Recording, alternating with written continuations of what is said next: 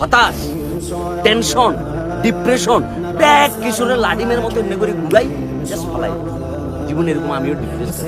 25,000 টাকা দিয়ে আম বেচা শুরু করছি। আমি লজ্জা পাই নাই আমি, কারণ আমি বিশ্ববিদ্যালয় থেকে তখন মাস্টার্স কমপ্লিট করি।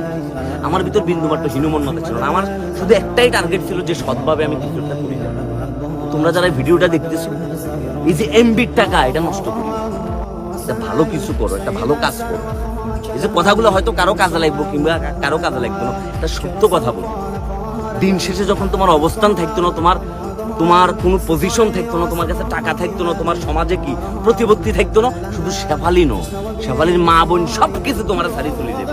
আর দিন শেষে তুমি যখন তোমার যোগ্যতা দিয়ে অর্জন করে দেখাবে, তখন তোমার কালা চেহারা, তোমার ট্রাক ড্রাইভারের চেহারা, তোমার হকারের চেহারা, তোমার মনে করো যে কিয়া বা চুখান মার্কার চেহারা, সবাই এটার ভিতরে শুনবে।